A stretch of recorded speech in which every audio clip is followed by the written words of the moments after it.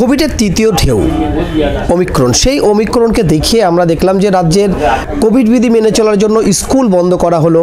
লকডাউনের নাম করে যেমন একটা মেলা হচ্ছে, খেলা হচ্ছে, বিভিন্ন ফাংশন, এমনকি শপিং মল, রেস্তোরাঁ সব কিছু খোলাই আছে, কিন্তু দীর্ঘদিন ধরে স্কুল বন্ধ। আপনি কি বলবেন এই বিষয়ে? দেখুন,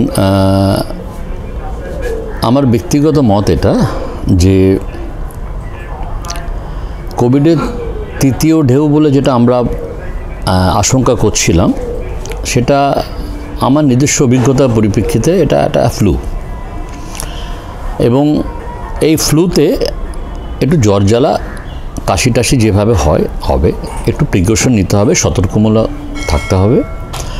সেই জায়গা থেকে আমরা ব্যবসা বাণিজ্য, রেল, স্বাস্থ্য সব পরিষেবাকে খুলে রেখেছি। শুধু আগামী প্রজন্মের শিশুদেরকে আমরা শিক্ষা থেকে বঞ্চিত করে রেখেছি স্কুলগুলোকে বন্ধ করে। এটা আপনারাও অবগত আছেন যে অনলাইন শিক্ষা ব্যবস্থার ক্ষেত্রে সমস্ত সারা পশ্চিমবঙ্গব্যাপী সমস্ত মানুষের হাতে সেই পরিষেবা নেই যেখান থেকে তারা বাচ্চাদেরকে মোবাইলের মাধ্যমে পঠন পাঠন করতে পারবে। সেই জন্যে শিক্ষামন্ত্রীও বাধ্য হয়ে দূরদর্শনের মাধ্যমে কিছুটা শিক্ষার ঘাটতি পূরণের জন্য প্রয়াস করেছেন। আপনারা এটাও অবগত আছেন যে এই প্যান্ডামিকটার যে ঢেউ আমরা সারা বিশ্বে দেখেছিলাম সেটা এখন অস্তমিত হচ্ছে। সেই প্যান্ডামিকটাকেও অ্যান্ডামিক বলছে। এবং আপনারা এটাও জানেন যে সুপ্রিম কোর্টে কেন্দ্রীয় সরকার হলফনামা দিয়ে বলেছে যে এটা ম্যান্ডেটরি নয় মাস্ক পরাটা, বা কোভিড বিধি মেনে, বা আপনাকে বুস্টার ডোজ হোক, বা যে টিকাকরণের ক্ষেত্রে যে আপনাকে বাধ্যতামূলক নয়, কাউকে জোর করা হচ্ছে না, যার যেটা মনে হয় সেটা করবে। ফলে এখন আমার মনে হয় স্কুল কলেজ থেকে আগামী প্রজন্মের ছোট ছোট শিশুগুলোকে দূরে সরিয়ে রাখা, এমনিতে 2 বছর তারা পর্যদস্ত হয়ে আছে, তারা যদি আরও বেশি দিন থাকে তাহলে পঠন পাঠনের উপর তাদের বিরূপ প্রতিক্রিয়া হচ্ছে। তারা সর্বভারতীয় ক্ষেত্রে আমার মনে হয় তারা পিছিয়ে যেতে পারে, এবং ইমিডিয়েটলি আমার মনে হয় স্কুল খোলা উচিত, আমার মনে হয় এটা।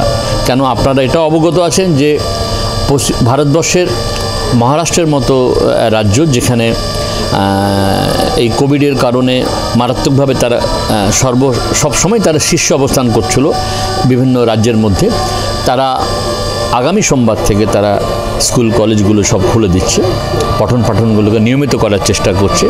আমার মনে হয় এটাকে রিভিউ করা উচিত, পর্যালোচনা করে ইমিডিয়েটলি স্কুলে পঠন পাঠন চালু করা উচিত। প্যান্ডামিকের সময় বিভিন্ন অ্যাপসের মধ্য দিয়ে পঠন পাঠনকে এগিয়ে নেওয়ার চেষ্টা হয়েছে।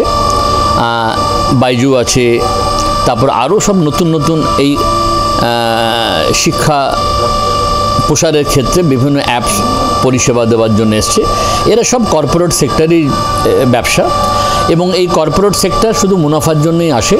তারা সার্বিক শিক্ষা প্রসারের কতটা আগ্রহী আমার কিছুটা দ্বন্দ্ব আছে। ফলে এই মুহূর্তে আমার মনে হয় স্কুলের পঠন পাঠন চালু করা আবশ্যক, না হলে হয়তো আমরা দেরি করে ফেলবো, হয়তো ভবিষ্যতে আমাদেরকে এর জন্য আমাদের আফসোস করতে হবে, হয়তো এর মাসুল আমরা কোনো দিনই রিপেয়ার করতে পারবো না। এটা আমার ব্যক্তিগত মতামত। আর যে শিক্ষক সংগঠনগুলো ভাবছেন যে না, শিক্ষাক্ষেত্রে কোম্পানিকরণ হচ্ছে, বা কোম্পানি লোকজন বিভিন্ন অ্যাপের মধ্য দিয়ে শিক্ষা ব্যবস্থা কুক্ষিগত করতে চাইছে, আমি মনে করি যে স্কুল কলেজ যদি বন্ধ থাকে, নর্মালি বিভিন্ন কোম্পানি, কর্পোরেট সংস্থা ঝাঁপিয়ে পড়ে সেই জায়গাটা শূন্যতা পূরণ করার চেষ্টা করবে।